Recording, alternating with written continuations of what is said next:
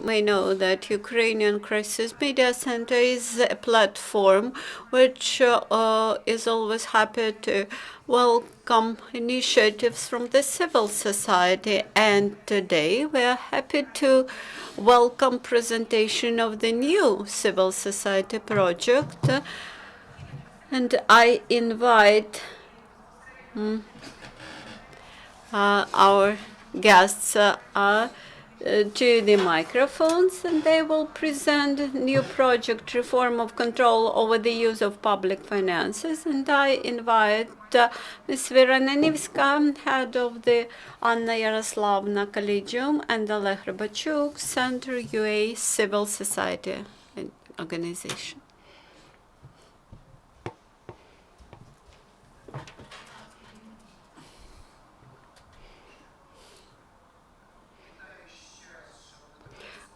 Good afternoon, dear colleagues. In this room, we had the chance to share our opinion on the same topics some time ago, where we presented two different think tanks. One is Centre UA, which is famous in Ukraine by its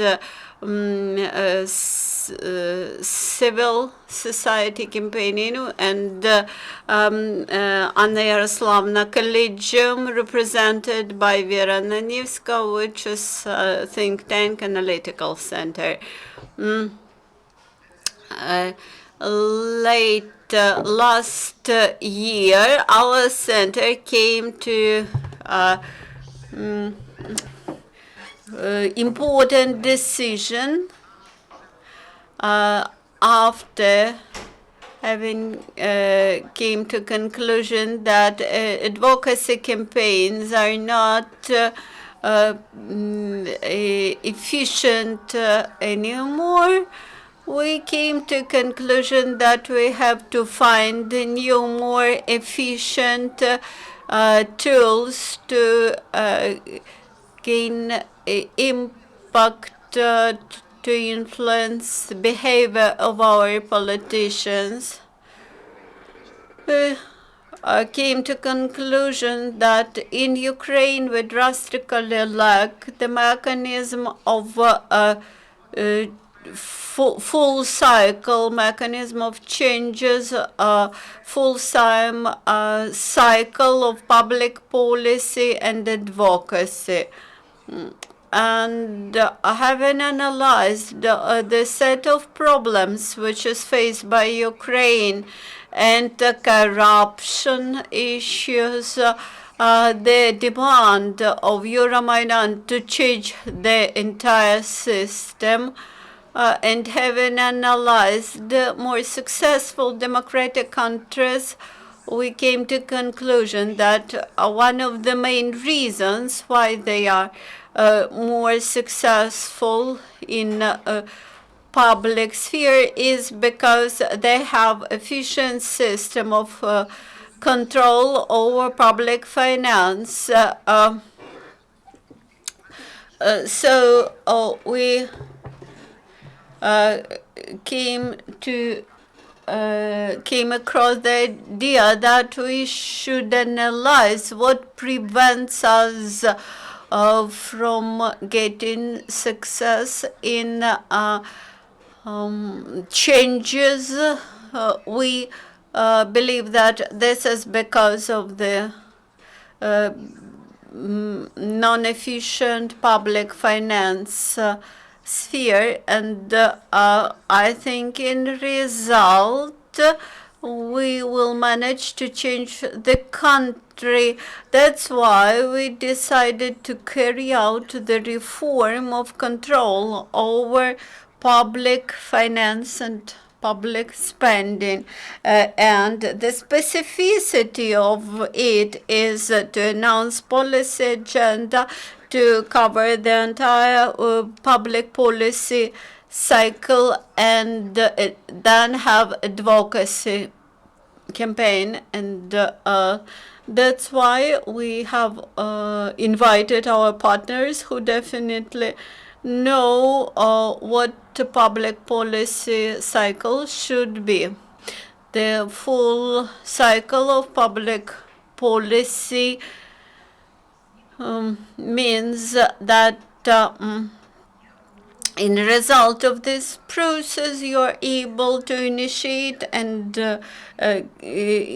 develop and implement the public policy and to get result. Now we do not just write recommendations on public policy. We simply implemented. In Ukraine, unfortunately, the public policy process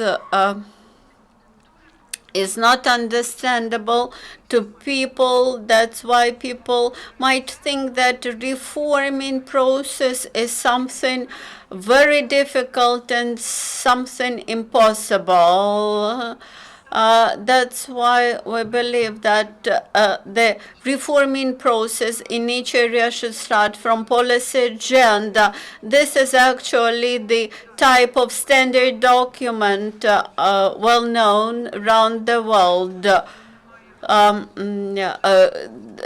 The absence of such policy documents, such policy agenda is one of the reasons why people do not support reforms, because they do not know who will get advantages, disadvantages because of the policy agenda. There is no analysis of the advantages and disadvantages in case of doing or non-doing the reform. When I am planning a surgery,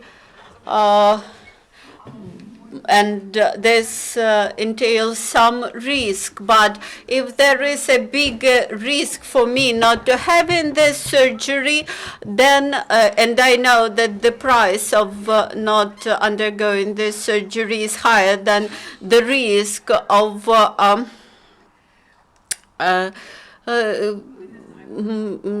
non carrying out the surgery, and then this is clearly lesser risk for me to do the surgery. This is true with Ukrainian reforms. When some measure is offered, people are not explained the price of not doing the reform. So the policy agenda should cover all those aspects. The mission, the objective, the advantages, disadvantages for various groups of population, the price of not doing this reform, the price of doing reform, and that's why we have developed our own innovation. We came to conclusion that finally, having developed some policy agenda, we'll be able to carry out the advocacy campaign with Mr. Rybachuk Center. And I think I saw Mr. Pynzenyk somewhere in this room. I think he's the main person to present this project. I am happy to invite him to the microphone. Without his important presentation of the vision, we won't be able to carry out our anti-corruption work, to implement the right to self-identification, the right to self-governance. So it's my pleasure to invite Mr. Viktor Pynzenyk, Member of the Parliament. Good afternoon. I'm Andriy Andrushkiv. I'm the head of NGO Centre UA, and I will take a little bit of your time to present our political agenda. I would like to mention, first of all, the slides that you will see, the words that I will say, There's not it's not my own personal opinion. That's all. We got together with the representatives of the authorities, with journalists, investigators. We read the recommendations of our foreign donors who recommend that Ukraine should follow the way of decommunization. So what we hear and what is discussed here for the last 2.5 years, that is fighting corruption. And after the revolution of dignity, which can now influence the authorities, cooperate with the authorities, thanks to the pressure from international donors, we have some progress in the sphere of anti-corruption policy. Also, the experts with who we talked were mentioning that for 2.5 years everyone's talking about fighting corruption, but few are talking about the reform of the system that allowed this corruption to develop in our country. We have hundreds, dozens of people who receive salaries every day. They have to monitor the effective use of public funds for our own benefit, and that is one of the key areas which is not actively analyzed. Why do we need the new state policy as to use of public funds? The experts agree that the system that exists in Ukraine now is our totalitarian heritage that we have from times of Soviet Union. The system of functioning of executive authorities, which was concentrated in the hands of one political party in a big state, as a consequence of that, we don't have any institutional control over the administration. On the other hand, there were no changes in the legislation made which would identify the responsibility for administrative violation or violation of use of public funds. All that led to the situation that we saw in the 90s when there was no control, and in the result we had people who were controlling the spheres of the state economy, the spheres where our money is spent. At the same time, what is happening to the west of Ravaruska and Chop? During the last 25 years, everything was developing differently.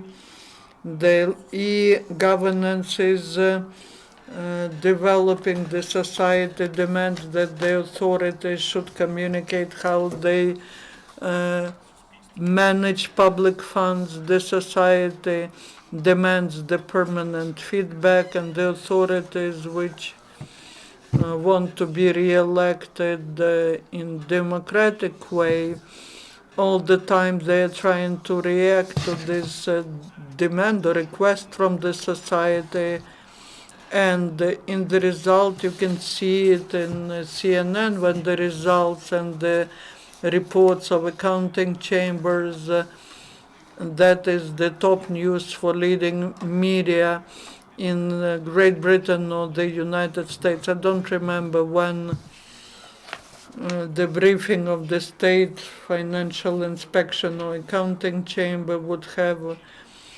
a lot of attention, so that people discuss that at our famous Friday talk shows, looking at the system of the bodies of state control over the public finance funds. Some experts were saying that we have enough controlling bodies.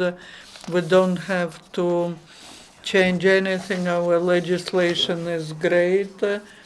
And we are still introducing the strategy of public funds management, which was approved in 2012 by the government of Azarov, which was developed with the participation of leading European experts, and the main responsibility, according to this document, lies on the Ministry of Finance and the state auditing services. And with that structure, and you can see the process of reform when you go to the website of the state auditing service, and if you try to go to any section of the site, you will see clear discrepancy. Sometimes they write it, it's written state auditing service and state financial inspection in the same document. And this transformation, according to some experts, is quite strange, because inspection and audit are two different philosophies, two different systems, which have different result of their actions. The audit should demonstrate the problems of the system and should recommend how to change it, and inspection should demonstrate who's using the gaps in the system in order to get benefits. We have the state treasury, which follows all the payment orders and everything that's done for budget funds. We have the partial data, the access to the data, the full access to the database. That is what the state financial service has, fiscal service has, and we have accounting chamber, which is an independent body which oversees how the executive authorities are managing our resources. And it looks like the system is good, but at the same time, if you look deeper, if we look at the plans of audits, we see that very often one entity is audited all the time, others are not audited at all, and non-illegal or non-target use of money is interpreted differently by every agency. But if it gets to the General Prosecution Office, then the General Prosecution Office interprets it its own way. There's no, and the case falls apart. So common actions do not lead to the result that we would like to have. And besides the black colors,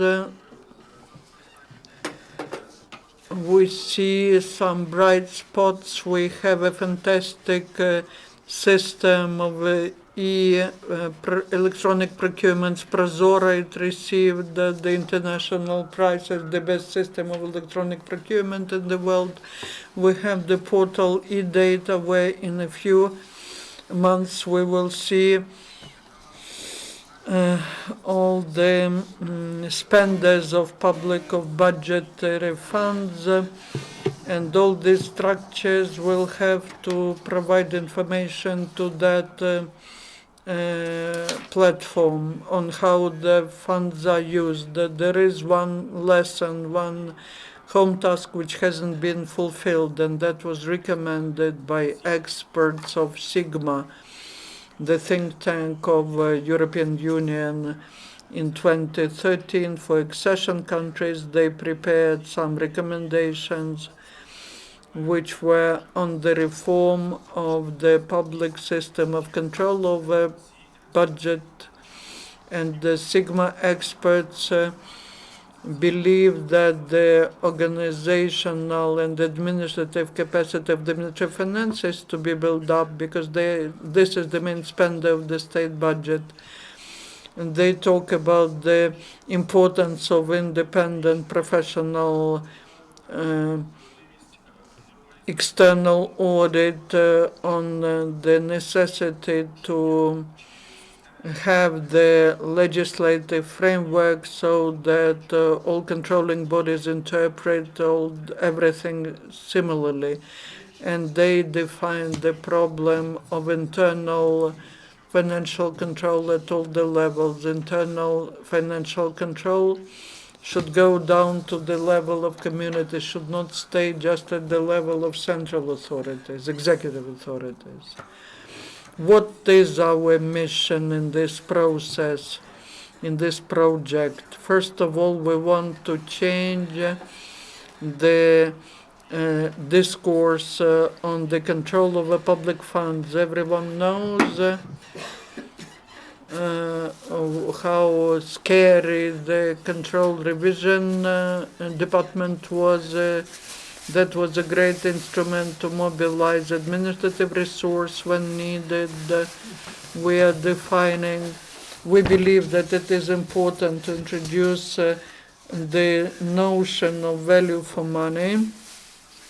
Our mission is to legislatively fix the punishment for violating the norms and procedures of use of public funds, and all the taxpayers should have the possibility to be main controllers and monitors of use of their money. Now, as to the problems, all the words you will see here on the screen, that's what we took from our interviews with experts. We were clarifying the words and wordings, and the main problems are, first of all, the system of budget financing, which is oriented to finance processes and not results. It is one of the major problems. Payment for not for patients, but for beds in the hospital, or payment for the school children is one of the main problems of this system. Very often the words monitoring, audit, control are all mixed up, and at this level there's no basic understanding of what the difference between these processes are. There's no objectives of the activity of this body. There's no single classification of financial violations, that I've mentioned that there's no coordination between the bodies. Last time that was happening in times of Yushchenko, when controlling bodies, the representatives of controlling bodies would get together and would plan their activities. There's no procedure of public control over the bodies that are using public funds, and there's no mechanism that would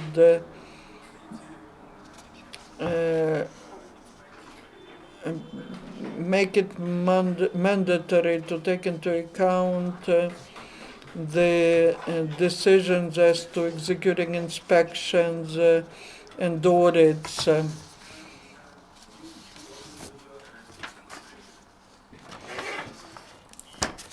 And one more issue, one more question that we asked: what changes are needed, what conditions are needed so that the coal doesn't become a graphite but becomes a diamond? What should be the pressure, the temperature, so that the state system of control of use of public funds produces a specific result, so that our money is used for common benefit. The experts recommend to change the principles and procedures of allocating money for budgetary institutions as the calendar of budgetary process, and that is what is mentioned at all the levels, to switch from debates to patience. Also to develop legislation on differentiating between the functions of monitoring, control, and audit. Now, the State Fiscal Service is working as inspector and auditor, but in fact, this should be two departments of one service of governmental control. And we need to clarify everything. The law on accounting chamber and the provisions on the state auditing service are to be described in detail. It's not like auditing chamber did 150 inspections. Is it too little or too many? Too much. Also to develop one and single for all participants classification of violations, so that the violation of the law registered by one body shouldn't be interpreted differently by other bodies. The Council of Managers of Controlling Bodies should coordinate this process. There are regional centers where communal enterprises, 50% of them never had any inspections or audits. And legislatively, we need to force controlling bodies to have press conferences, to communicate, to show the result of the inspection and how the recommendations were implemented, and to regulatively ensure that the bodies where inspections were made are to be taken into account. What do we want to receive in the result of that? We want to enhance the quality of audit by enhancing the accountability of the bodies. We want to create the system of control and audit that would give guarantees that conditions of abuse and conditions of crime and corruption are to be maximum limited. And we want, in the end, to use public funds transparently and efficiently, like democratic countries are doing it. Yes, we understand that this will not be easy. We understand that this will be a lengthy policy process, but we are ready to spend 1,000 hours to organize public consultations, to analyze all the legislation, to listen to all stakeholders, so that the new public policy is maximum effective, so that it can be implemented starting from the next day after it becomes the law. And we are ready to write it not just as white or green paper, but we have experience in advocacy campaigns and these difficult for understanding topics. We are ready to launch so that people discuss them everywhere. And when we achieve this degree of understanding, then the political elites will have to just implement this new policy for our benefit. Thank you.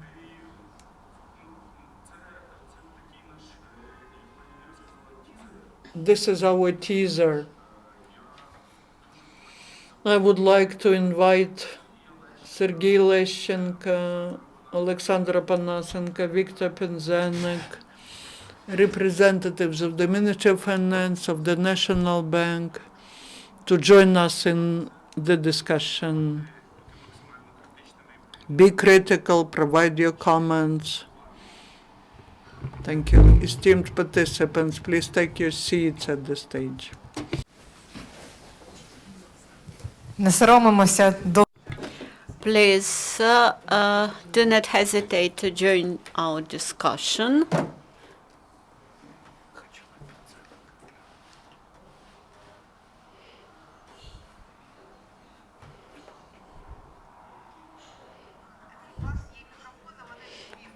You have microphones, they are already switched on.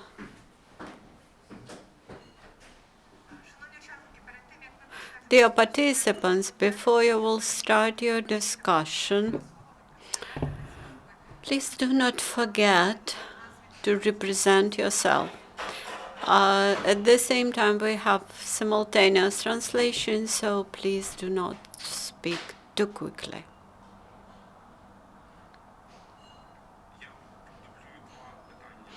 I will repeat two questions: your vision of the problems and your vision as to the suggested improvements and changes which we joined to do together with you.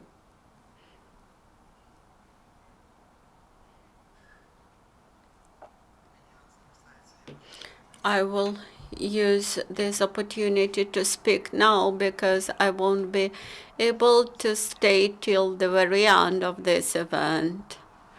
When we speak about control, the overall objective is not just control, but to understand the efficiency of spending of public money.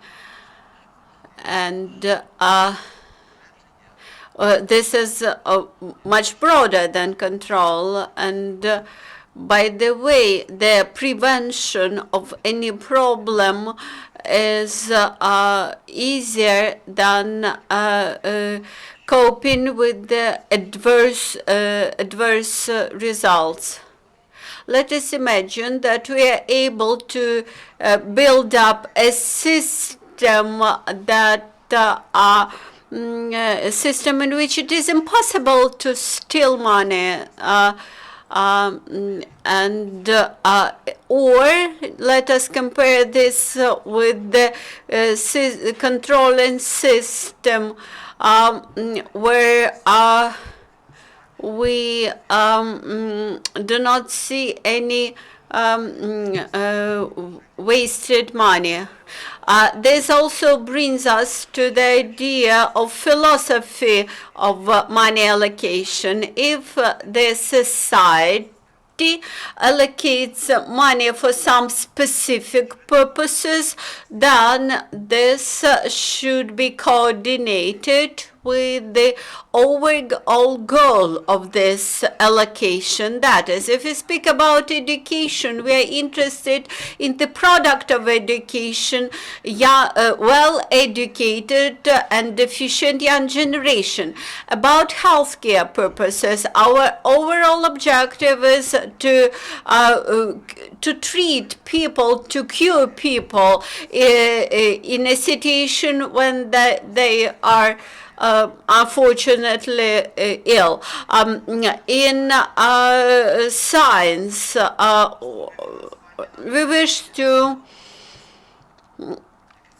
get some result, some throughputs in science, outbreaks in science.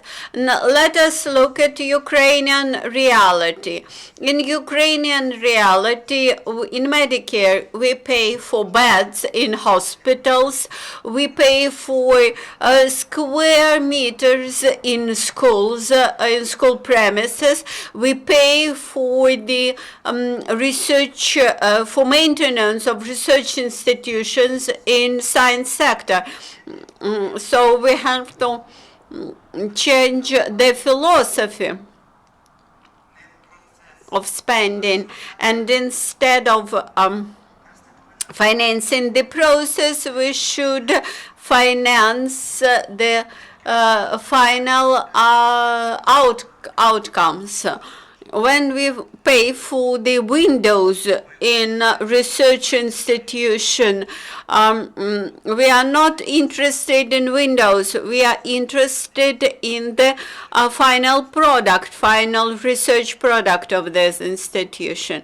I would like to prevent a wrong understanding that this is the function of the Ministry of Finance to change this philosophy. Allocation of money, it's not the function of the Ministry of Finance or the State Treasury. This is the result of public policy. And one more comment. If the Minister of Finance is ready to use the word yes more often than in 1% of cases, then he should be immediately fired. The Minister of Finance should get a habit to say no.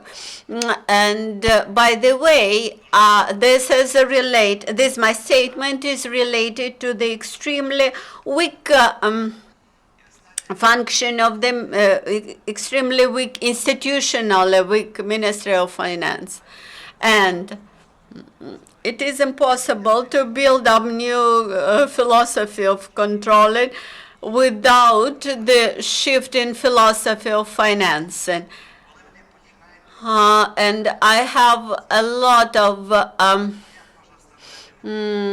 understanding with the financial controllers, current controls, when they are required to understand whether the budget money were used for the purpose for which they were allocated. It's not possible to find out what is the possible of money allocation when the money are allocated to some organization, agency, or state body.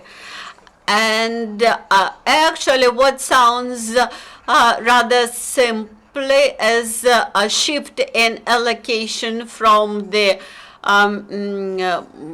organizations to the final purposes, but that's not so easy in practice. It seems to me that the first and easiest application of this approach could be done in the education, when higher educational institutions might be allocated money in accordance with the expected final output. Dear colleagues, I am Lysunya Serhiy from the Ministry of Finance, from the State Budget Department, and our responsibility is formulating public policy in terms of financial control. It's not so easy to speak after Mr. Pynzenyk, who's the biggest expert, I think, in the public finance. The Ministry of Finance has been saying during the last years all the time that the major objective is to formulate the right objective for money allocation for public services, and to allocate money for for services, not for the processes. Also, the strategy for public finance reforming was mentioned by a main presenter. This document appeared upon consultations of Stefan Fulaev in course of preparing of association agreement to signing. As for the European system of control over public finance. It is reflected in 32nd chapter of Acquis, which provides for the efficient domestic financial supervision system, which comprises financial control, financial supervision, and anti-fraud legislation for each country. Internal financial control inside the state was the concept itself was developed for former socialist countries.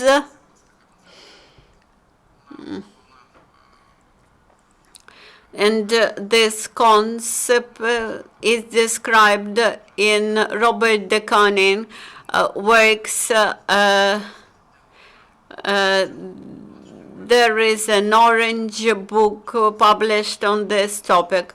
So what is internal state financial control?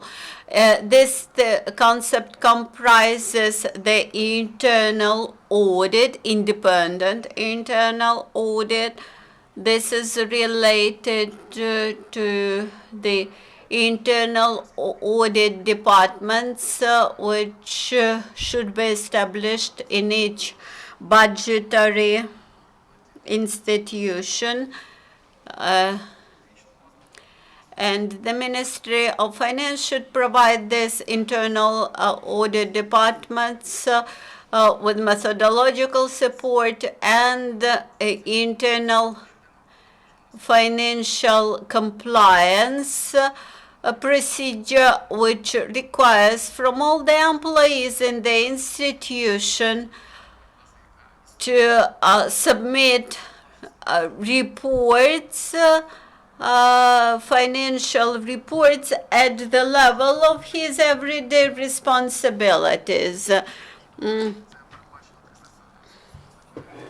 Article 347 of Association Agreement for Ukraine provides for further development of state financial control via harmonization with international standards.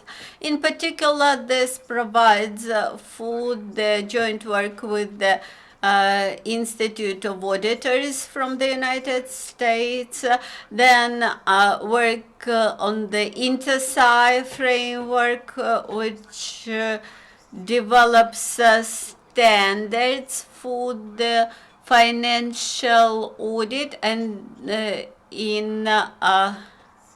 inside the country. All that provisions are implemented in Ukrainian legislation in the budgetary code. For example, Article 146 makes the institution leaders responsible for organization of internal audit and for the work of internal audit department, which has to present to the minister what mechanisms, what procedures do not work inside the institution. This was my comment as to your question. As for the accounting chamber, or Chamber of Accounts of Ukraine, there are recommendations of international experts what the accounting chamber should do, beginning with detailed monitoring of all transactions in the treasury and up to control of public finances of state enterprises. That's why the controlling functions are developed and built up in Ukraine. and I think that we are approaching to the end of this process. Many other European countries had covered that process within 4 dozens of years, while in Ukraine we have got an opportunity to cover this path much quickly. During the last several years, we have had consultants and experts from the Netherlands working in the Ministry of Finance, and we organize continuous training for our employees and for auditors who work in this area. Thank you very much. Who would like to take the mic? Good afternoon. I'm Opanasenko Oleksandr. I'm a member of Parliament of Ukraine from the Freedom of Speech and Informational Policy Committee. I agree with Mr. Pynzenyk that the former authorities in Ukraine did not do so much to assure people that the public finances are spent efficiently. But I think that it is not possible to improve the situation unless we manage to cut down sharply the share of the national product which is redistributed via the state.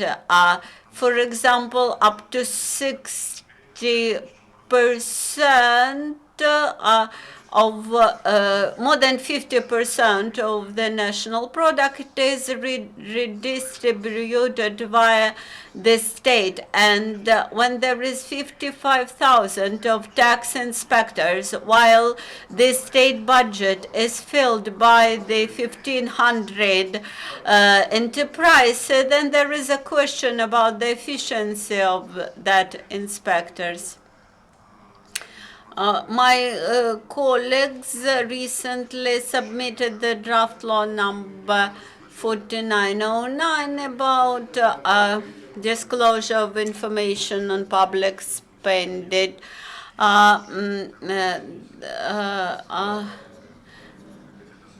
Unfortunately, in line with that past law, not so many budget managers had filled their electronic chambers and electronic pages about spending.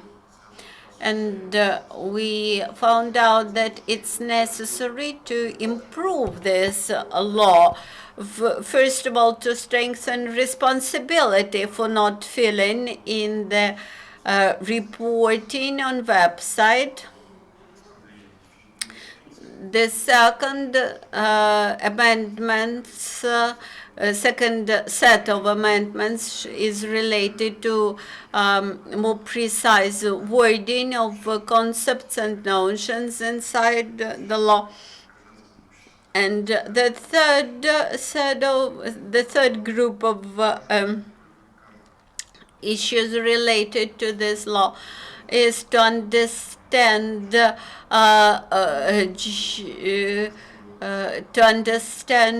not just how do we spend the money, but who fills in the budget. For example, I think for people it is very important to know which companies work in white zone, who fill in the budget.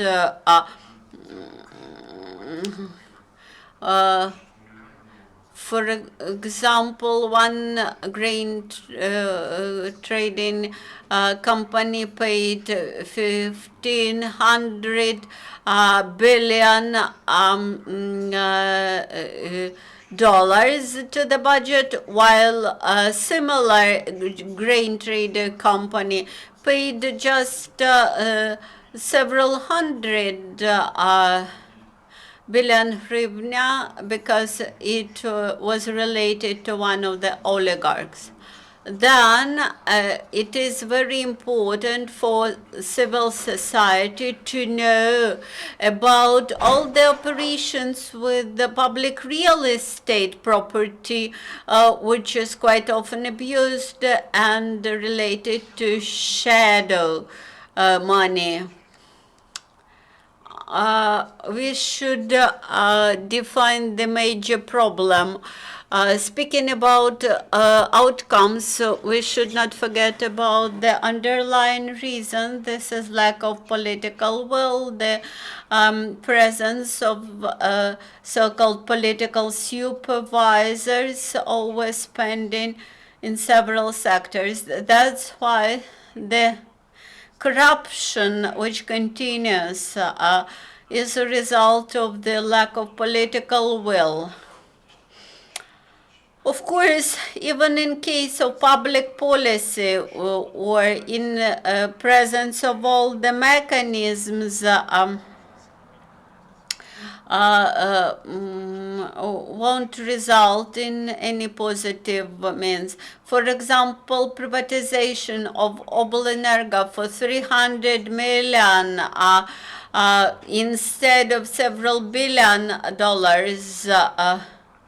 Another story, Mr. Nasirov, who is head of the State Fiscal Service, had become such a desperate negative figure as Mr. Shokin used to be in the past.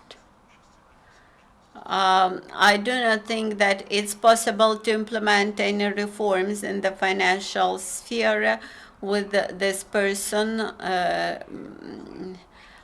as a head of State Fiscal Service. When there is a lack of political will, no institution would work, irrespectively how good it is. Why I've recollected Martinenko, who used to be the shadow cardinal under Yatsenyuk, and because today I found out that there were any reports, I found out the reports that the prosecutor's office do not have any proofs about abuses and offenses about deeds done by Martenko. But I definitely know that the Eastern mine processing plant bought uranium ores from Kazakh company for Austrian company. Then Austrian company sold this urine ores to Zhovtivode processing plant and got $35 extra on each batch of uranium, and this shows that we can design a system when the state fiscal service is subordinated to some very good government body, but without political will, it won't be possible to eliminate the shadow schemes in taxation or non-taxation. When that extra $5 got in result of that shadow scheme, which I mentioned, they are split between the State Fiscal Service, the Cabinet of Ministers, the financial supervisors, etc. But that uranium was used as fuel for Ukrainian nuclear power plants. So my message is that your outputs developed by your project without political will turn into nothing. That's why I would encourage you to carry out a very strong and very pushing advocacy campaign, because without implementation of a program, no program would have any practical value for the country.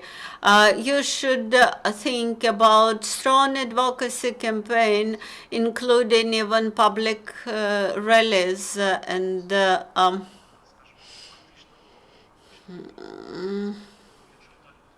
it is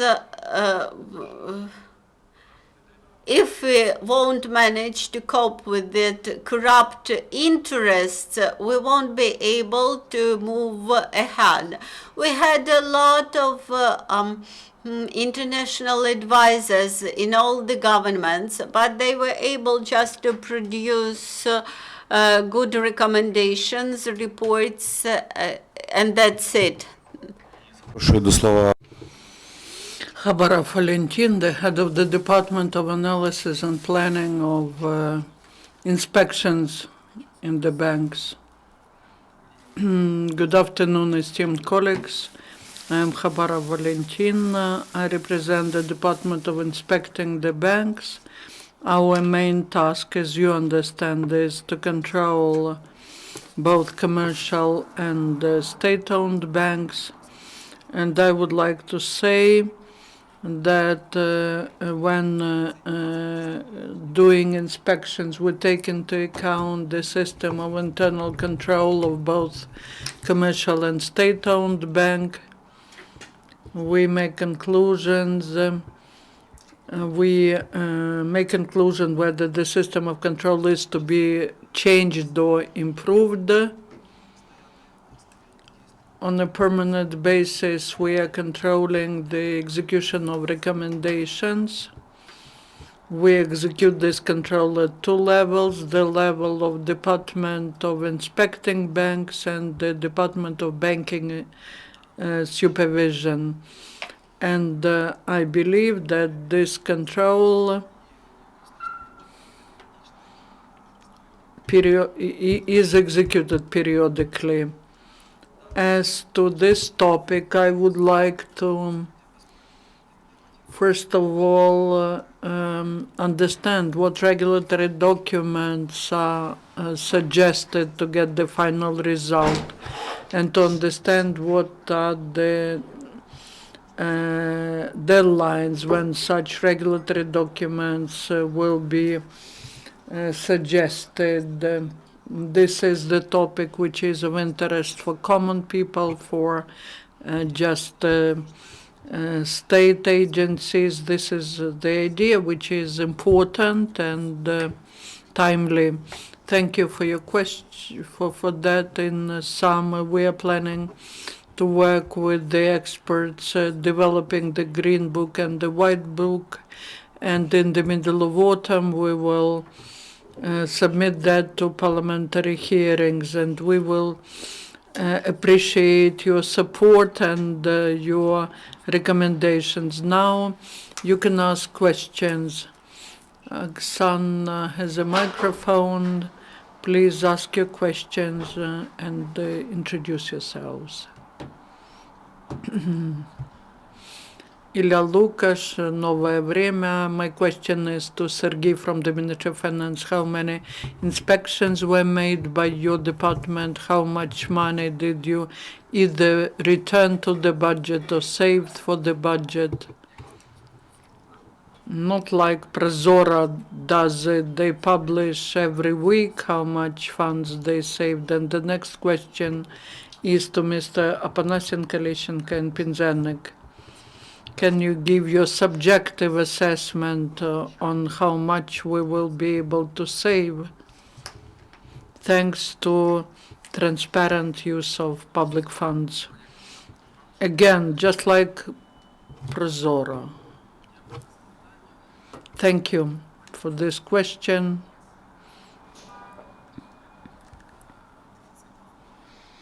There's a deficit of understanding of the terms of control. In the beginning, I mentioned that my responsibility is develop policy in the sphere of state financial control.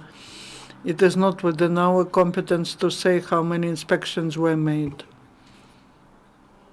We do it according to the law and according to the provisions, and that the state financial inspection that submits reports on a quarterly basis on all the figures, the information on all these measures is always on the web page of the State Financial Inspection. I'd like to clarify what is the price of non-implementing this reform. It's impossible to answer this question just because Prozora is an acting instrument, because procurements are going on. The law that we are working on, that is the post-analysis. It's disclosing all the materials and the details when the transaction has been made. That's the possibility to check whether everything was correctly implemented. That's the instrument of post-control, whether the money was used correctly or not. Будь-кому, тому що це We cannot quote such figures. It's about permanent changes of volumes. We can talk about one specific company. When in Ukrgazvdobывание they introduced this scheme, in a few months they had plus so many grivnas. Не зможу вам назвати цифр, але хотів би одну. I cannot quote figures, but I will quote one which talks about efficiency of these transparent procedures. Kryvyi-Rih was sold for 24.4 billion grivnas. All plants that were sold before Kryvyi-Rih gave to the budget 14 billion grivnas. Of course, the inflation was there because these were different periods of time. We need to take into attention the economic situation that influences, but we see how influential the procedures are. The procedures are extremely important in order to achieve efficient use of funds. I positively reacted to the law that was passed on public procurements, but I'm concerned that there are thousands of people who want to improve it every week, and that's what's happening in the parliament. A comment? Vera Nanivska. Дякую. Thank you. My question is, political will is of importance. Why it is important for controlling body to ignore their direct responsibilities? Why it is possible for the controlling body to ignore their responsibilities, like the state financial inspection was not doing inspections. My question is, is the no, maybe there's the norm, but it's not violated, or it's violated, or maybe there's no punishment for violation. For me, this notion, political will, is some mystical category. For me, it's quite specific. If there's no political will, there will be a million of reasons why this cannot be done. There was a financial inspections of times of Gordienko. They found some violations, but there were no cases filed, criminal cases. If there's political will to fight corruption, then this political will is in the whole vertical. We're talking about the political will in the hands of the president, because political will should originate from the president, because he controls the executive authorities and law enforcement bodies. If there is a political will, then the General Prosecutor's Office will do that, or there will be the inspection made. But these schemes did not work, irrespective of which institute would be involved. We actually have the situation when we have enough bodies to stop these schemes, and different law enforcement bodies can open the case on each one of these violations. But there's no political will, and even inspections can result in nothing. I am for developing the package of amendments which would be applied irrespective of whether there is a political will or not. But the efficiency depends on the will.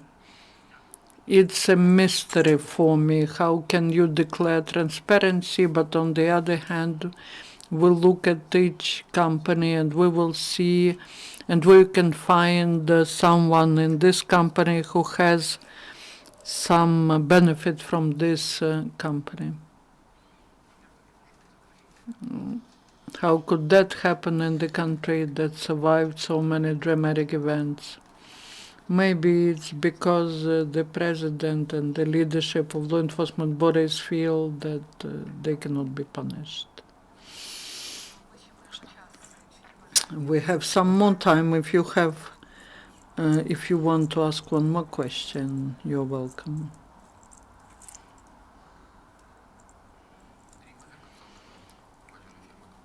Concord, the consulting company, Serhiy Leshchenko, is saying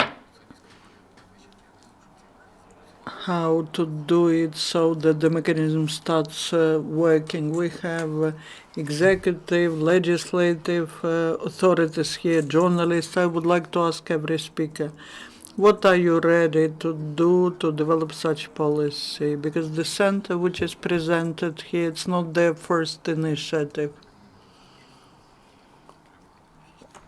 And what assistance from society you need to really implement this project? In Romania, there was the National Anti-Corruption Directorate set up 10 years ago. It was part of the process of accession to the EU, and most of the time it did not work as the normal anti-corruption body till there was the political will of the president and the head of this body to start persecuting all politicians. In the result, the mayor of Bucharest, the prime minister, the MPs were under investigation. Soon they will have to open the special prison for civil servants. And this is impossible without the political will. We can hold millions of symposium, but this will not be implemented. As a legislator, we submit drafts, but last week the Verkhovna Rada was submitted to drafts that was one was on responsibility for providing public information. One of the heads of the committee said that there is an instruction to fail the drafts where the authors are not proper people, so to say, and I was one of the authors there, and the drafts were failed. We're a unique country, the country with minimum social standards, but we don't have such an institution as All Ukrainian Strike. In Greece, they organize strikes according to the schedule, and this way they exercise pressure on authorities.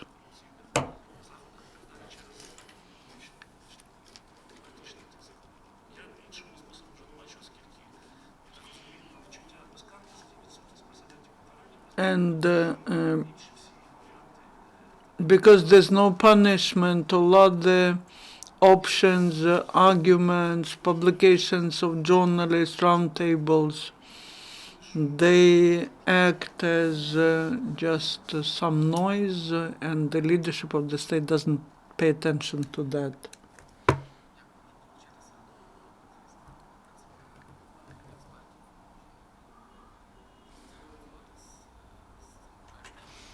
Yeah, we can cooperate with this project. We can share the knowledge that we have in a more specific sphere.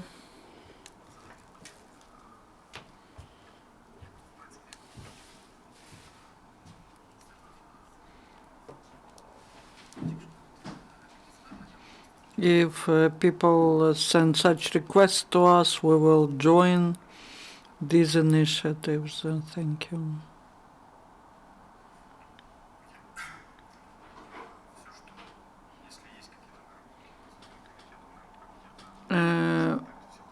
Well, there are all the contacts of me, of my committee. I am the member of many groups. I join all the initiatives which help us move forward. I would like to support the words of Serhiy Leshchenko. We can try it at the micro level, but once there's no punishment for action and there's absolute inactivity, then nothing happens.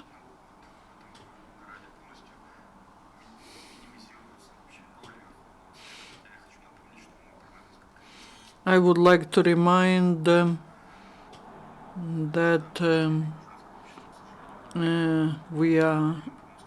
we need to have this pressure from the bottom. I would like to provide a comment. I did not touch upon the topic that the previous presenter touched upon, but can we in principle build the effective system of control in the country where the civil servant disposes of 60% of the budget, where public expenditures are 60% of the GDP, but basically more than half of what we create in the country, we are not spending. That is done by the civil servant. What does it mean? If we try to build the system like that, we will not build anything.